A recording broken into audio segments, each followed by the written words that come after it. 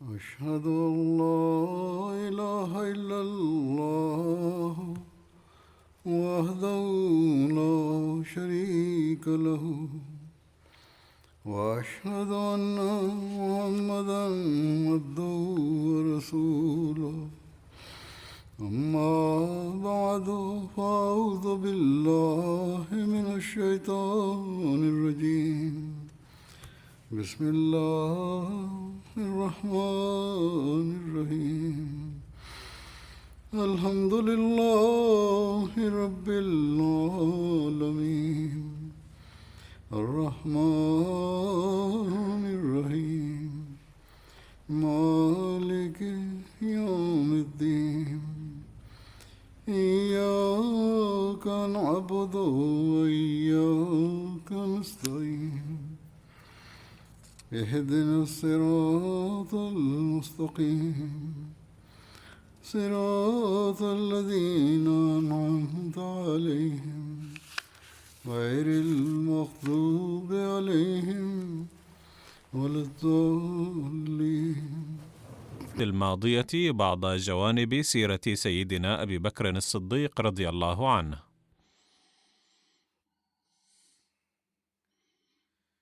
ونجد في الكتب أن من خصاله الحميدة أنه كان شغوفا بخدمة الخلق وإطعام الفقراء. كان أبو بكر عند أهل مكة من خيارهم،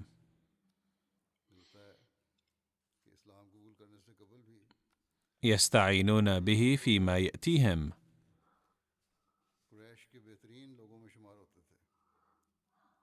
وكانت له بمكة مجالس ضيافة ويقيم فيها ولائم كثيرة.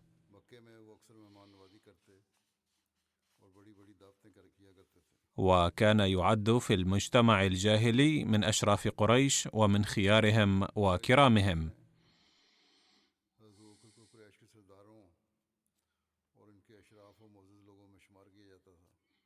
وكان الناس يستعينون به فيما نابهم.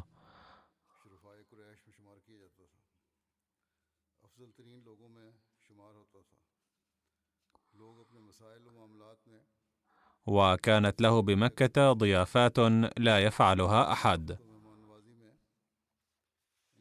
وقد ورد عنه أن أبا بكر كان رحيما ومشفقا على الفقراء والمساكين، فكان يشتري قطائف في الشتاء ويوزعها على المحتاجين.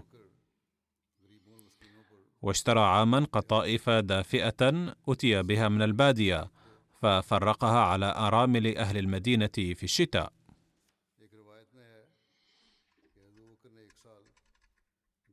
وفي رواية أنه قبل أن ينتخب خليفة كان يحلب للحي أغنامهم.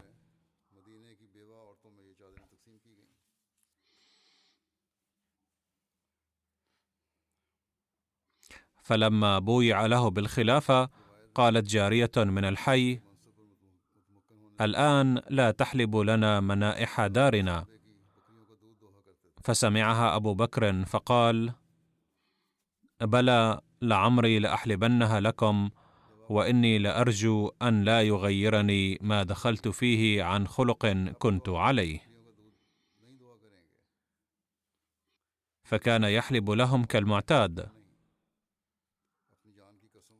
فربما قال للجارية من الحي: يا جارية، أتحبين أن أرغي لك أو أصرح؟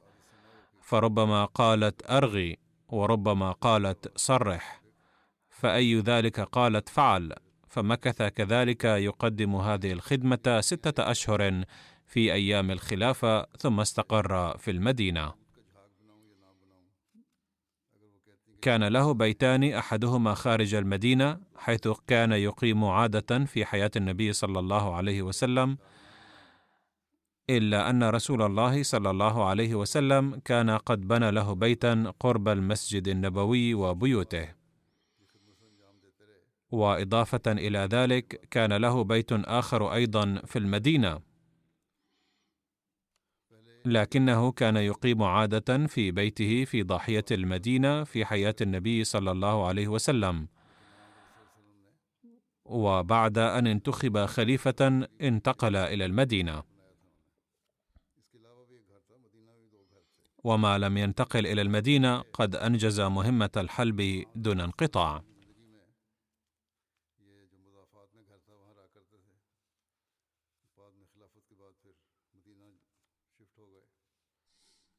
كان عمر بن الخطاب رضي الله عنه يتعهد عجوزا كبيرة عمياء في بعض حواشي المدينة من الليل، فيسقي لها ويقوم بأمرها،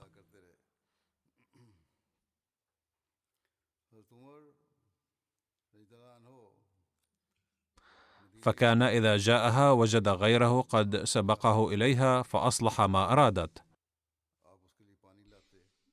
فجاءها غير مرة كي لا يسبق إليها،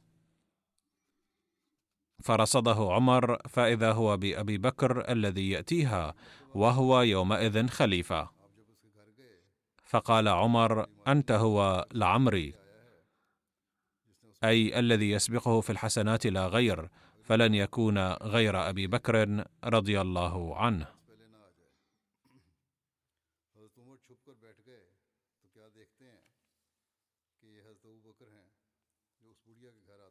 وفي رواية: حدثنا موسى بن إسماعيل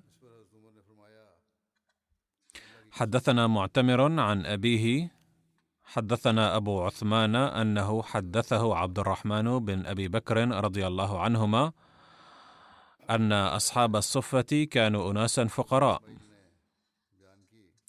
وأن النبي صلى الله عليه وسلم قال: من كان عنده طعام 2 فليذهب بثالث، وإن 4 فخامس أو سادس، أي ينبغي أن يأخذ الناس الفقراء إلى بيوتهم وليطعموهم.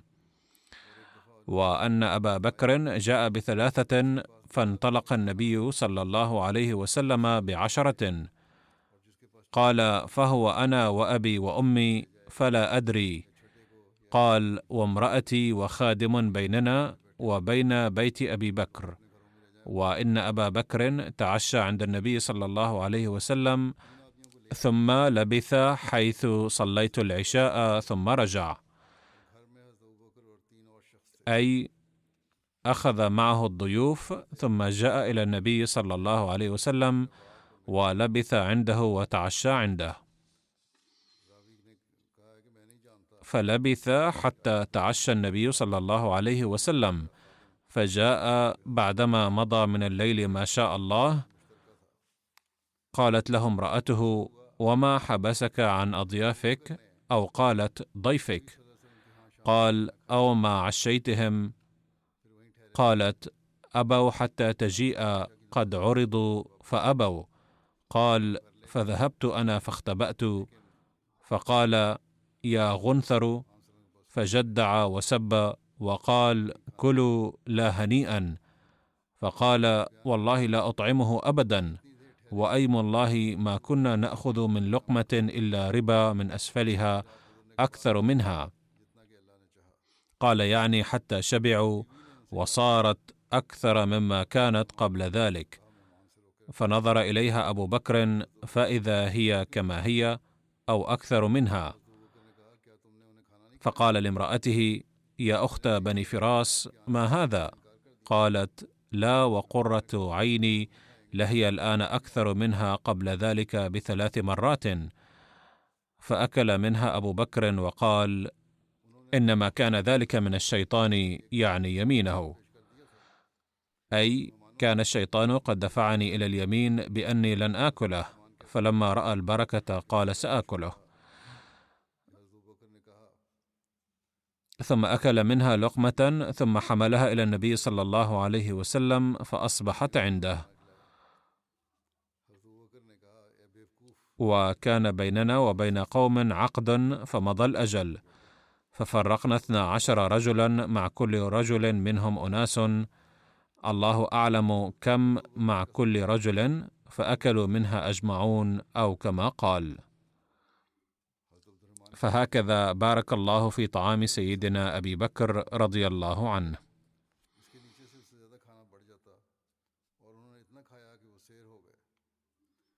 عن عبد الرحمن بن أبي بكر قال: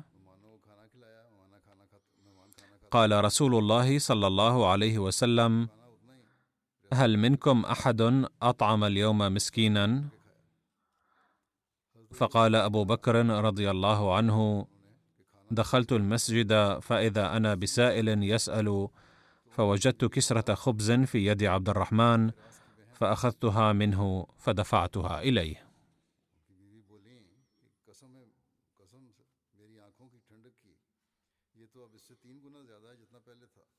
يقول سيدنا المصلح الموعود رضي الله عنه: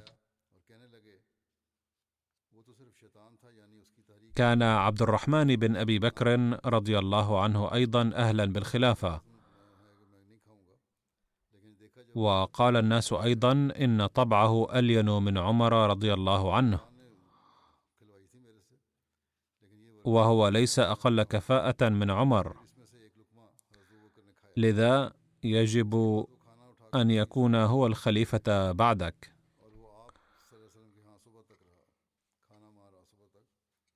ولكن أبا بكر رضي الله عنه اختار عمر رضي الله عنه ليتولى الخلافة،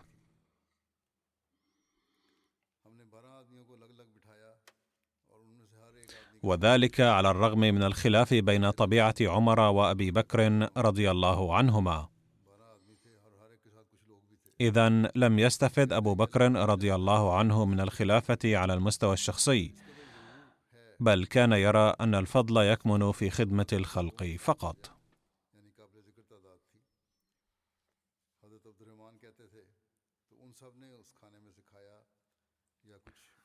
لقد روى الصوفية، يقول المصلح الموعود رضي الله عنه، الله أعلم بمدى صدق هذه الرواية، أن عمر رضي الله عنه سأل خادم أبي بكر رضي الله عنه بعد وفاته: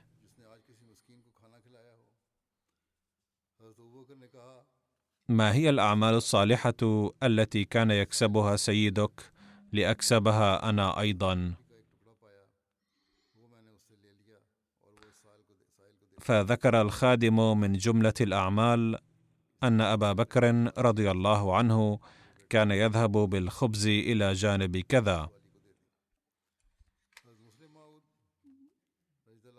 وكان يأمرني أن أقف في مكان بينما كان يواصل الطريق إلى الأمام.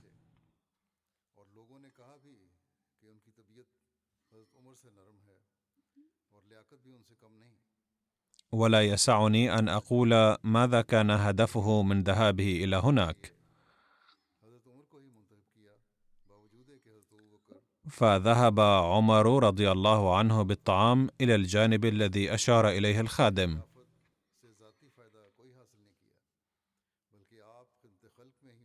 ورأى هنالك شخصا ضريرا معاقا مبتور الأطراف جالسا في مغارة.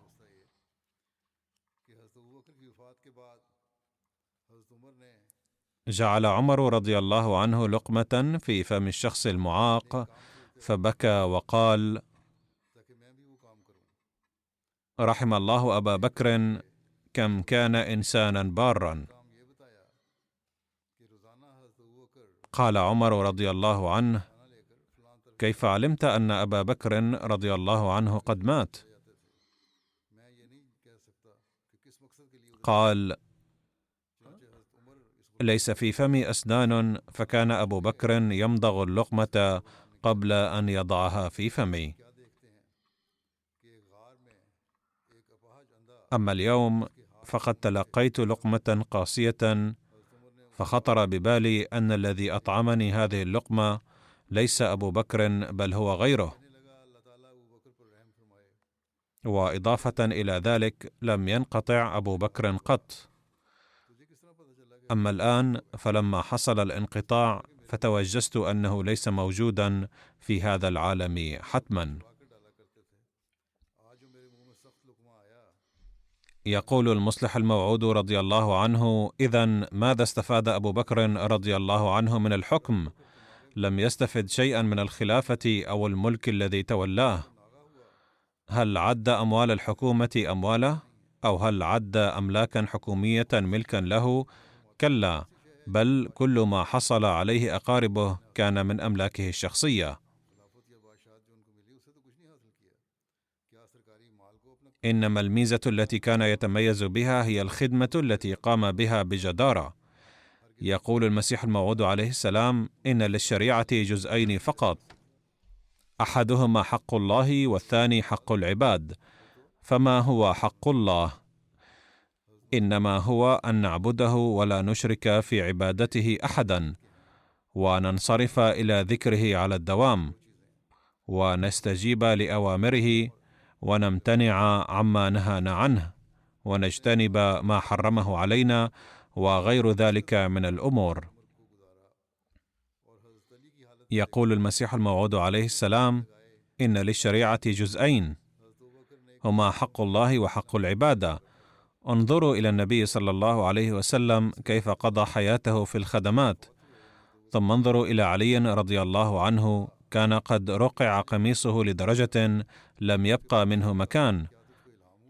وكان أبو بكر رضي الله عنه من دأبه أن يطعم عجوزا حلوى كل يوم بانتظام، لدرجة قالت تلك العجوز يوم توفي أبو بكر بأنه قد مات اليوم، فسألها الجيران: هل تلقيت إلهاما أو وحيا؟ فقال: لا، بل لم يأتي اليوم بحلوى فعرفت أنه مات. أي كان من المستحيل ألا يحضر الحلوى في حياته. فانظروا ما أروع الخدمة، وكذلك يجب على كل واحد أن يخدم الخلق. كيف كان مستواه لستر الناس؟ فهناك رواية بهذا الخصوص أن أبا بكر رضي الله عنه كان يقول: لو أخذت سارقا لأحببت أن يستره الله. أما شجاعة أبي بكر وبسالته فقد ورد عنها: كان أبو بكر ذا شجاعة وبسالة متجسدة، وما كان يبالي بأشد الأخطار أيضا في سبيل الإسلام، وبسبب حبه للنبي صلى الله عليه وسلم. وفي فترة العيش في مكة أيضا، كلما رأى رضي الله عنه أي خطر أو ما من شأنه أن يسبب إيذاء للنبي صلى الله عليه وسلم، تصدى له وقام بحمايته صلى الله عليه وسلم، ونصره بكل ما في وسعه. وفي أثناء فترة الأسر والحصار الممتدة على 3 سنين في شعب أبي طالب، وقف مع النبي صلى الله عليه وسلم بكل ثبات ورباطة الجأش. كذلك نال شرف رفقة النبي صلى الله عليه وسلم ومعيته في الهجرة، مع أن الظروف كانت تهدد بالخطر على حياته. لم يكتفي أبو بكر بالاشتراك فقط في الغزوات كلها، بل أدى واجب حماية النبي صلى الله عليه وسلم أيضا. وبالنظر إلى شجاعته رضي الله عنه وبسالته، سأل علي رضي الله عنه الناس ذات مرة: يا أيها الناس، من أشجع الناس؟ فقالوا: أنت يا أمير المؤمنين. فقال: أما إني ما بارزني أحد إلا انتصفت منه، ولكن هو أبو بكر. إنا جعلنا لرسول الله صلى الله عليه وسلم عريشا، فقلنا: من يكون مع رسول الله صلى الله عليه وسلم لئلا يهوي إليه أحد من المشركين. فوالله ما دنا منا أحد إلا أبو بكر شاهرا بالسيف على رأس رسول الله صلى الله عليه وسلم، لا يهوي إليه أحد إلا أهوى إليه، فهذا أشجع الناس. عندما انتشرت شائعة استشهاد النبي صلى الله عليه وسلم في غزوة أحد، كان أبو بكر رضي الله عنه أول من وصل إليه، شاقا طريقه من بين زحام الناس. قيل إن 11 من الصحابة فقط كانوا مع النبي صلى الله عليه وسلم حين ذاك، بمن فيهم أبو بكر وسعد وطلحة والزبير وأبو دجانة رضوان الله عليهم.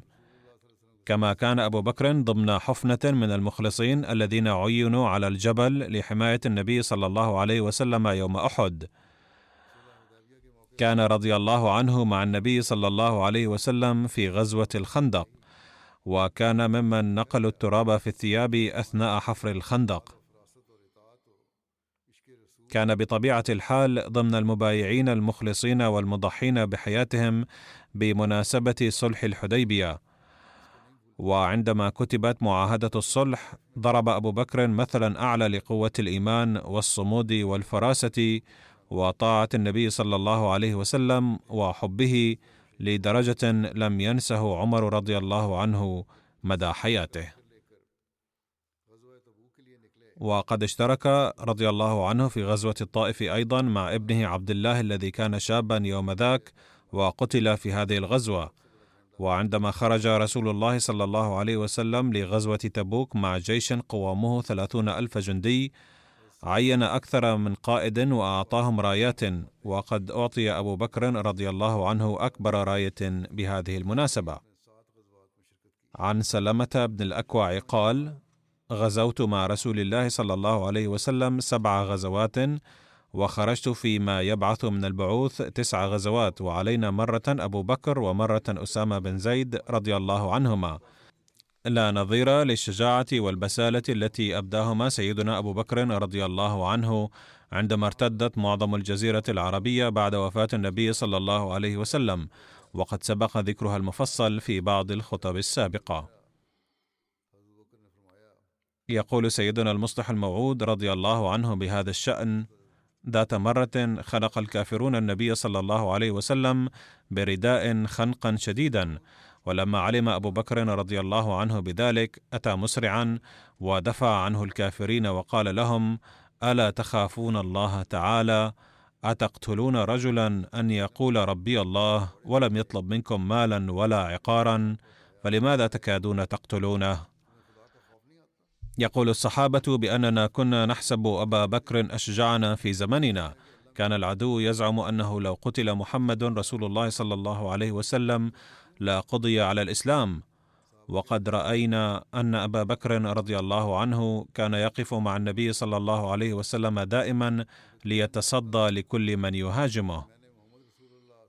عندما التقى جيش المسلمين بالكفار يوم بدر، استشار الصحابة فيما بينهم وبنوا للنبي صلى الله عليه وسلم عريشا، والتمسوا منه أن يدخله ويدعو لانتصارهم، وقالوا: سنحارب العدو بأنفسنا، ونؤكد لك أننا مخلصون، ولكن الموجودين في المدينة أكثر منا إخلاصا وأمانة، ولكنهم لم يعرفوا أنه ستكون هناك حرب ضد الكفار، وإلا لاشتركوا فيها حتما. فيا رسول الله، إن هزمنا في الحرب لا سمح الله، فها قد هيأنا لك ناقة سريع السير وتركنا أبا بكر معك، إذ لم نجد أكثر منه شجاعة من بيننا، فاركب يا رسول الله الناقة مع أبي بكر فورا، واذهب إلى المدينة، وعد لمواجهة العدو مع جيش آخر سيكونون أكثر إخلاصا ووفاء لك منا. يمكن أن تقدروا من هذا البيان مدى تقديم أبي بكر رضي الله عنه التضحيات. ويقول سيدنا المصلح الموعود رضي الله عنه في مكان آخر: ذات مرة سأل بعض الصحابة: من كان أشجعكم في عهد الرسول صلى الله عليه وسلم؟ فكما يثار هذا السؤال في هذه الأيام بين الشيعة والسنة كثيرا، كذلك كان الناس عندها أيضا يكيلون الثناء والمدح لمن ينحازون له. فقال الصحابة: كان أشجعنا أقربنا من الرسول صلى الله عليه وسلم موقعا في القتال، والحق أن هذا الأمر لا يستوعبه إلا الخبير بالقتال، ذلك أن العدو يسعى دائما للقضاء على روح الأمة وقائدها حتى تنتهي القضية بانتهائه، ولذلك يكثف هجومه حيث قائد العدو، فلا يتثبت حوله إلا أشجع القوم. ثم أخبر الصحابة أن أبا بكر كان أكثرنا وقوفا بجانب النبي صلى الله عليه وسلم، لذلك فهو أشجعنا. ثم يقول رضي الله عنه، يقول سيدنا المصلح الموعود رضي الله عنه في بيان تفسير الآية الثانية من سورة الإسراء: جدير بالانتباه أن قوله تعالى أسرى بعبده يشير إلى أن عبد الله هذا لم يخرج في هذه الرحلة الليلية بخياره، بل الله نفسه قد سيره، وهذا بالضبط ما حدث في الهجرة أيضا، حين خرج النبي صلى الله عليه وسلم من مكة تحت ستار الليل ولم يغادرها برغبته، وإنما اضطر للخروج منها حين حاصر الكفار بيته لاغتياله. إذن فلم تكن الهجرة برغبته صلى الله عليه وسلم، بل إن المشيئة الإلهية هي التي دفعته للهجرة. ثم كما أن جبريل صاحب النبي صلى الله عليه وسلم في إسرائه إلى القدس، كذلك رافق أبو بكر الرسول صلى الله عليه وسلم أثناء الهجرة، وكان متفانيا في طاعته كما يطيع جبريل أوامر الله تعالى. وكلمة جبريل تعني بطل الله، وكذلك كان أبو بكر عبدا مختارا لله تعالى وبطلا مغوارا في سبيل دينه. يقول المصلح الموعود رضي الله عنه في مكان آخر: الحق أن القنوط لا يتطرق إلى قلب الإنسان إذا كان مؤمنا بكلام الله تعالى. هل كان ممكنا أن يبقى بصيص الأمل بعدما واجهه رسول الله صلى الله عليه وسلم في غار ثور؟ معلوم أن النبي صلى الله عليه وسلم خرج تاركا بيته في ظلام الليل واختفى في غار ثور الذي كانت فوهته واسعة جدا، وكان بإمكان كل إنسان أن يطل بداخله ويقفز فيه. كان مع النبي صلى الله عليه وسلم رفيق واحد، وهما بغير سلاح ولا حول لهما ولا قوة. بينما وصل أهل مكة مسلحين إلى غار ثور، وأصر بعضهم أن علينا أن ننظر داخل الغار لنتمكن من البطش إذا كان فيه أحد. فبكى أبو بكر رضي الله عنه نظرا إلى اقتراب العدو من الغار، وقال: يا رسول الله، لقد أصبح العدو يطل على رؤوسنا. فقال صلى الله عليه وسلم بحماس شديد: لا تحزن، إن الله معنا. انظروا الآن، لقد واجه النبي صلى الله عليه وسلم ظروفا كانت الأكثر إثارة للقلق، وهل كان هناك أي شك في قتل النبي صلى الله عليه وسلم أو القبض عليه بعد هذا الحادث؟ ولكن مع أن العدو كان قويا وكان معه جنود وأسلحة، بينما كان النبي أعزل تماما وموجودا في الغار مع رفيق واحد، لا سلاح عنده ولا دعما من الحكومة ولا جماعة معه، وعلى الرغم من رؤية العدو بعدد كبير ماثلا أمامه قال: لا تحزن، إن الله معنا. لماذا تقول يا أبا بكر إن العدو قوي؟ هل هو أقوى من الله؟ فما دام الله تعالى معنا فلماذا نقلق ونحزن؟ علما أن قلق أبي بكر رضي الله عنه لم يكن من أجل نفسه، بل من أجل النبي صلى الله عليه وسلم. يقدم بعض الشيعة هذا الحادث ويقولون إن أبا بكر كان عديم الإيمان والعياذ بالله، فخاف التضحية بحياته، مع أنه قد ورد في كتب التاريخ بكل وضوح أنه عندما قال النبي صلى الله عليه وسلم: لا تحزن إن الله معنا، قال أبو بكر رضي الله عنه: يا رسول الله، لا أخاف على نفسي، لأنه لو قتلت أنا لقتل شخص واحد فقط، بل أخاف عليك لأنه لو لحق بك ضرر لانمحى الحق من وجه الأرض.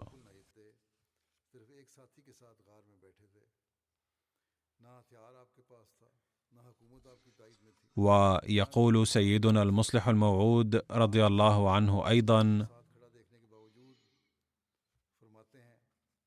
هذا الأمر ليس خاصا بالأنبياء فقط، بل يوجد دون الأنبياء أيضا في كل زمان أناس قاموا بما لم يكن ممكنا لغيرهم قط. خذوا سيدنا أبا بكر رضي الله عنه مثلا، هل كان لأحد أن يقول بأنه سيقود قومه في وقت من الأوقات؟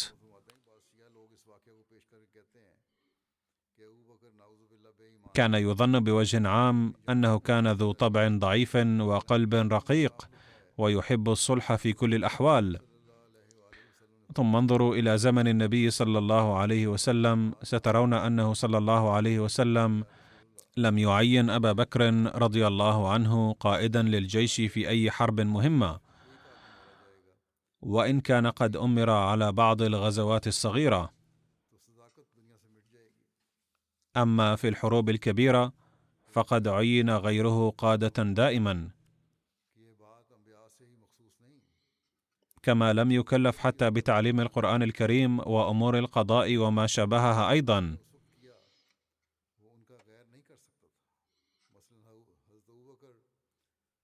ولكن النبي صلى الله عليه وسلم كان يعلم جيدا أنه عندما سيأتي عهد أبي بكر رضي الله عنه لن يقدر غيره على إنجاز ما سينجزه هو. فلما توفي رسول الله صلى الله عليه وسلم حدث الخلاف بين المسلمين على من سيتولى الخلافة، وفي ذلك الوقت لم يخطر ببال أبي بكر رضي الله عنه أيضا أنه سيكون خليفة، بل كان يرى أن الأجدر بالخلافة هو عمر رضي الله عنه أو غيره. فثار الأنصار وأرادوا أن يكون الخليفة منهم، لأنهم كانوا يظنون أنهم قدموا التضحيات من أجل الإسلام، لذا فالخلافة حق لهم. بينما المهاجرون كانوا يقولون إن الخليفة يجب أن يكون منهم.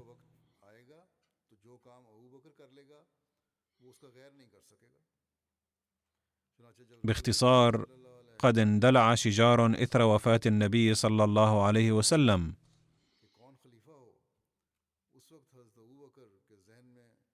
حيث كان الأنصار يقولون إن الخليفة يجب أن يكون منهم، والمهاجرون كانوا يقولون إن الخليفة يجب أن يكون منهم. وأخيرا صدر الاقتراح من الأنصار لحسم النزاع أن يكون خليفة من الأنصار وخليفة من المهاجرين. وللقضاء على النزاع عقد اجتماع.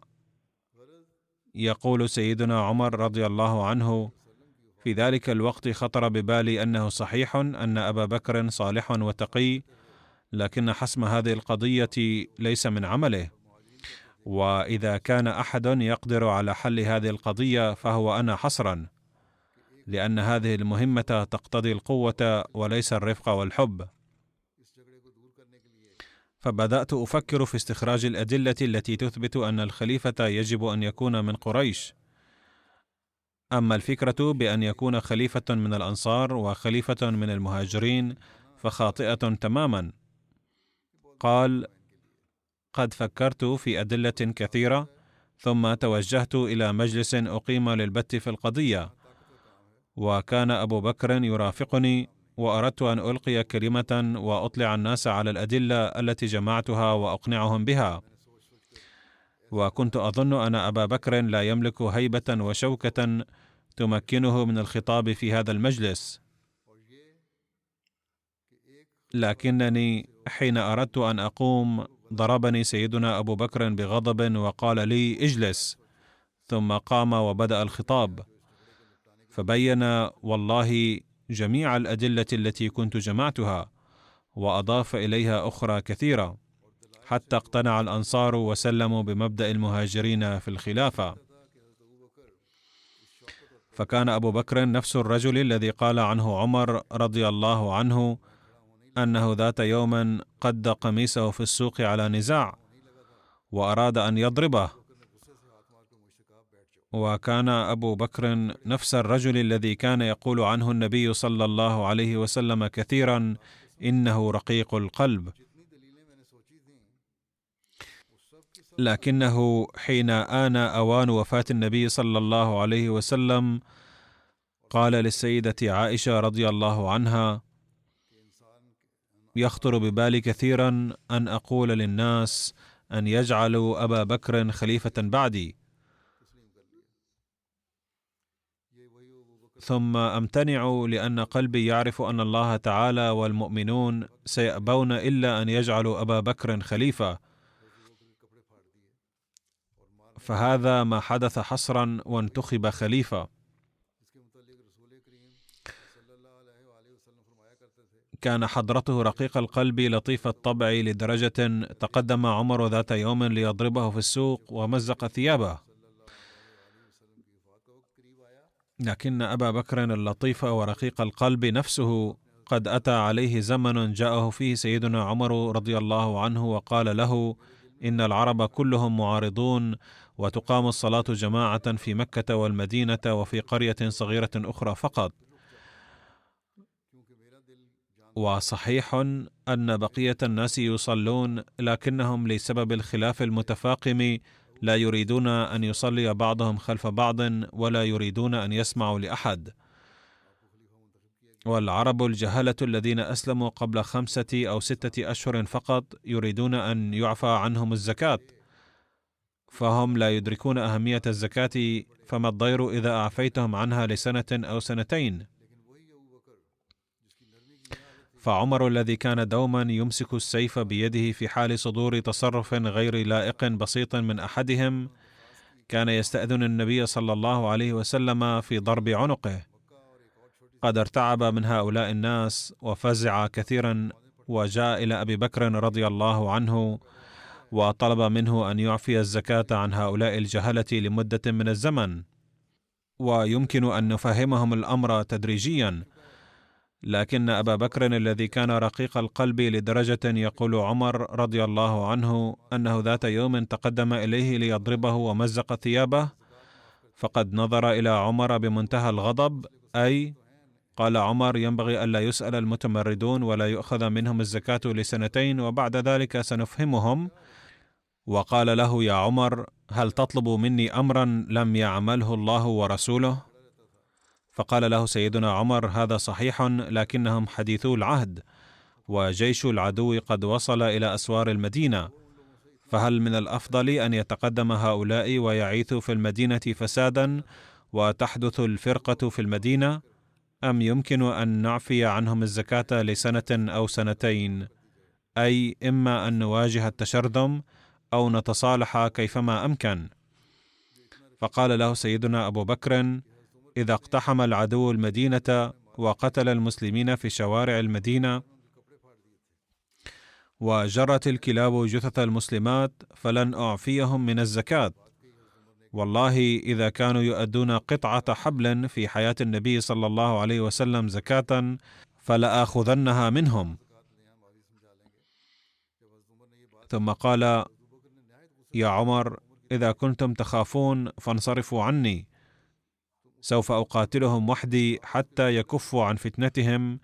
فاندلع القتال، وانتصر أبو بكر رضي الله عنه، وتمكن من إخضاع العرب كلهم له قبل وفاته. باختصار، إن الإنجاز الذي أحرزه سيدنا أبو بكر رضي الله عنه في حياته كان من نصيبه هو فقط، ولم يكن أحد آخر يقدر على ذلك.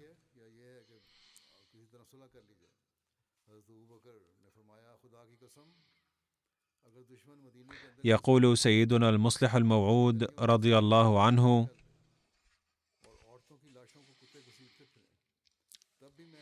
كان زعماء مكة حائزين على عزة وعظمة كبيرتين، حيث كان الناس نظرا إلى ذلك يخافون الحديث أمامهم، كما كانت لهم أيادي على الناس بكثرة، ولذلك لم يكن يقدر أحد على أن يرفع إليهم نظره. وهذه العظمة تتبين مما حدث في الحديبية،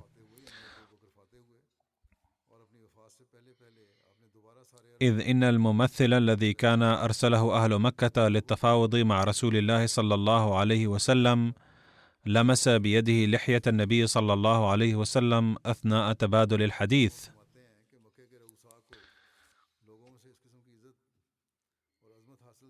فحين لاحظ ذلك أحد الصحابة ضربه بمقبض سيفه بقوة وقال له: لا تلمس لحية النبي صلى الله عليه وسلم بيدك النجسة. فرفع نظره ليرى من ذا الذي ضربه بمقبض سيفه. فلما كان الصحابة يرتدون أخواذا وكانت عيونهم فقط ترى، فنظر الرجل إلى الصحابي برهة ثم سأله: أأنت فلان؟ فقال: نعم. فقال له: ألا تعرف أني خلصت عائلتك من مصيبة في يوم كذا، وأني أحسنت إليك يوم كذا، فهل تتكلم أمامي هكذا؟ قال المصلح الموعود رضي الله عنه: الآن قد شاع في الناس نكران الجميل كثيرا، بحيث ينسى الرجل صباحا من أحسن إليه ليلا، ويقول: هل أبقى له خادما طوال الحياة؟ فلا يتحمل أن يقدر المنة مدة ليلة واحدة، ناهيك عن حياة كاملة. لكن خصلة تقدير المنة في العرب كانت قد بلغت القمة، فالوضع كان حساسا جدا. ومع ذلك حين ذكر ذلك الزعيم أياديه على ذلك الصحابي، خضعت عيناه خجلا وتنحى، فاستأنف الزعيم الحديث مع النبي صلى الله عليه وسلم وقال له: أنا أبو العرب، وأتوسل إليك أن تصون كرامة قومك، فهؤلاء الذين اجتمعوا حولك سينفضون عنك عند حلول المصيبة فورا، ولن ينفعك إلا قومك، فلماذا إذن تذل قومك؟ أنا أبو العرب، فاقبل ما أقول لك، وارجع دون العمرة كما أقول لك. وخلال قوله هذا لمس بيده مرة أخرى لحيته المباركة تأكيدا على كلامه، وكان ذلك التماسا منه لكي يقبل النبي صلى الله عليه وسلم كلامه. لكن لما كان في ذلك نوعا من الاحتقار أيضا، لذا لم يتحمله الصحابة، وما إن لمس بيده لحيته المباركة، ضرب على يده شخص آخر وقال له: لا تمد يدك النجسة إلى لحية النبي صلى الله عليه وسلم المباركة. فرفع نظره من جديد وإمعانا ليعرف من هذا الرجل الذي نهاه، وأخيرا حين عرفه أغضى عينيه، فعرفه الرجل الذي جاء ممثلا للكفار، فغض بصره وقال: هذا أبو بكر. ثم قال: يا أبا بكر، إني أعلم أنه ليس لي منة عليك، فكانت العرب أمة تحسن إلى الناس بكثرة، حيث كانت لذلك الزعيم منة على كل واحد من الأنصار والمهاجرين إلا أبا بكر رضي الله عنه، فلم يجرؤ أحد منهم على أن يكف يده إلا أبو بكر، إذ كان هو الوحيد الذي لم تكن عليه منة لذلك الزعيم. يقول سيدنا المصلح الموعود رضي الله عنه في مكان آخر: الزكاة ركن مهم جدا من أركان الإسلام، فمن لا يدفعها يخرج من الإسلام.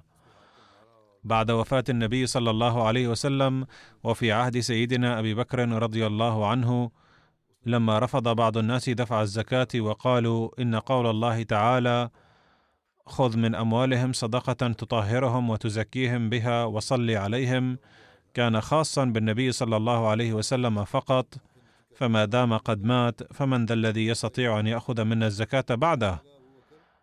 لم يفهم أولئك السفهاء أن الذي هو خليفة لمحمد رسول الله صلى الله عليه وسلم هو الذي سيأخذ الزكاة منهم، إلا أنهم بسبب جهالتهم قالوا إنهم لن يدفعوا الزكاة.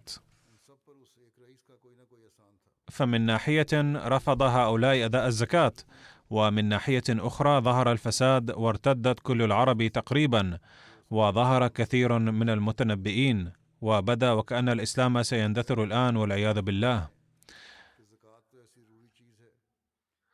وفي تلك الأوضاع الحرجة جدا قال الصحابة لسيدنا أبي بكر رضي الله عنه أن يرفق بمنكري الزكاة مؤقتا. وقال سيدنا عمر الذي يقال أنه كان شجاعا جدا: مهما كنت شجاعا إلا أن شجاعتي لا تبلغ شجاعة أبي بكر، لأنني أيضا قلت لأبي بكر في تلك الساعة الحرجة أن يعامل منكري الزكاة برفق، إذ يجب أن يخضع الكفار أولا ثم يمكن إصلاحهم فيما بعد.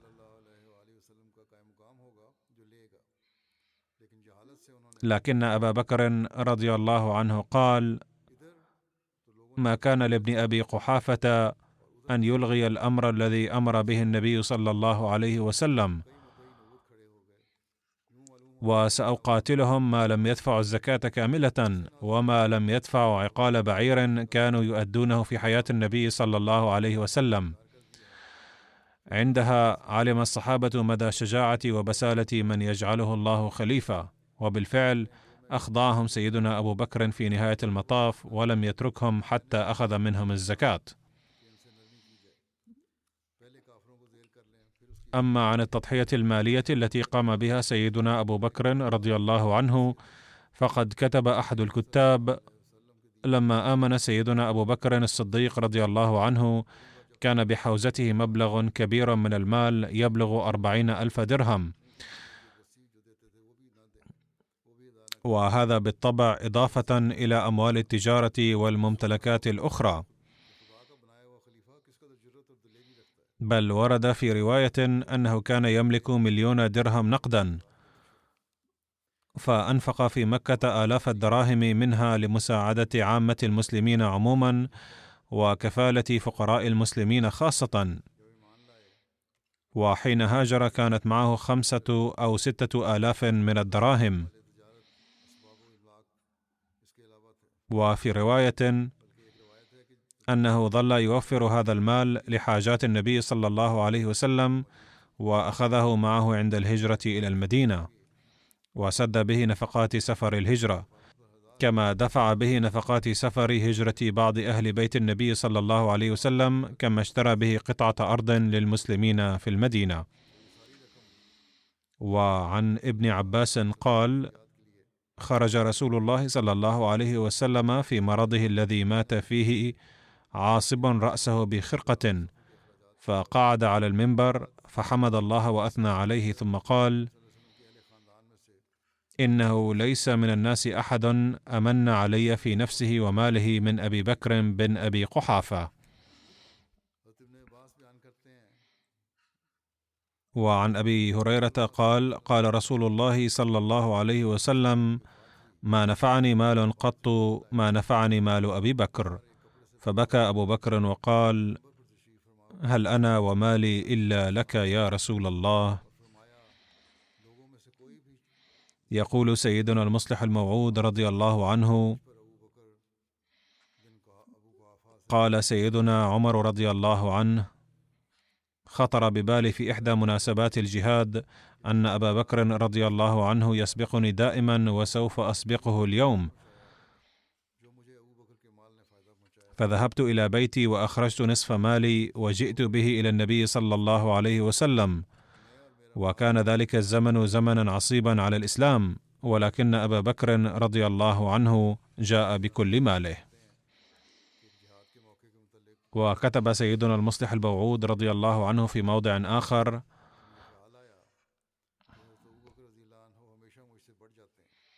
لقد جاء سيدنا أبو بكر رضي الله عنه بكل ما عنده حتى أثاث بيته بما فيه الألحفة والأسرة أيضا، وقدمه للنبي صلى الله عليه وسلم، فسأله النبي صلى الله عليه وسلم: ماذا تركت في البيت يا أبا بكر؟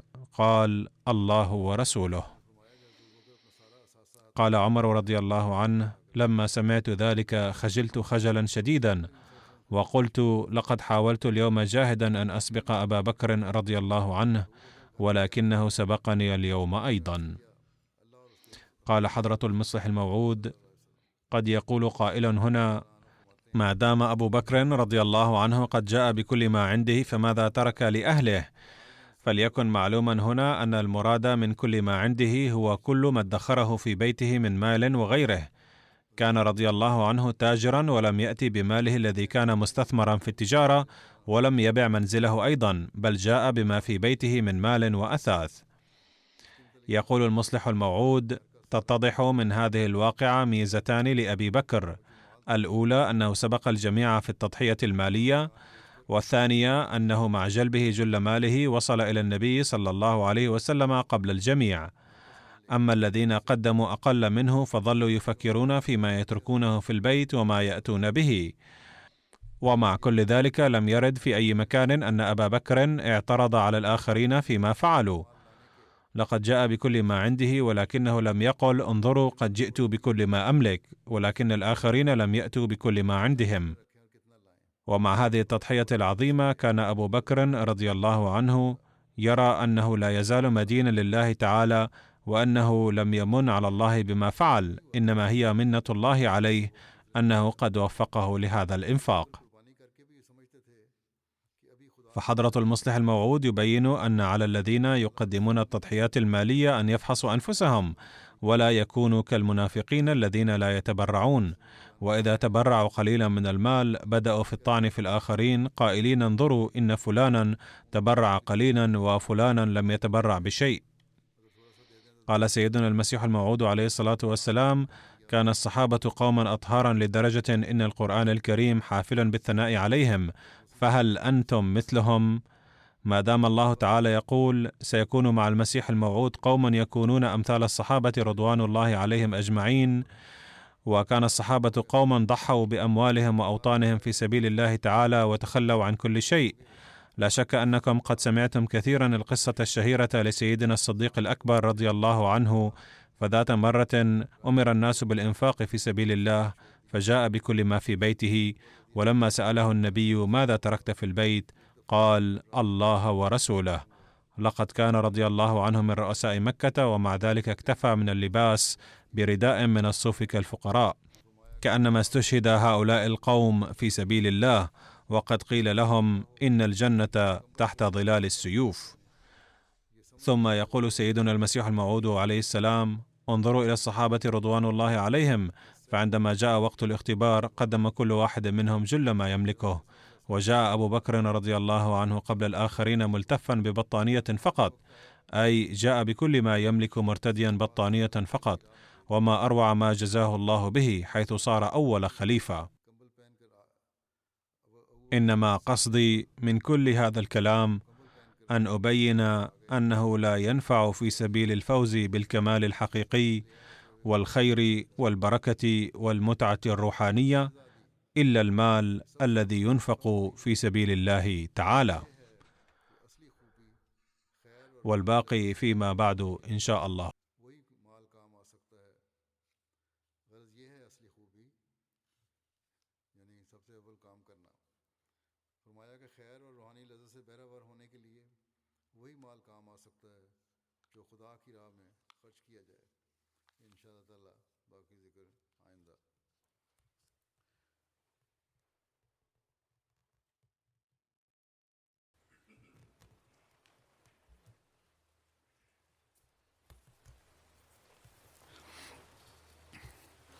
الحمد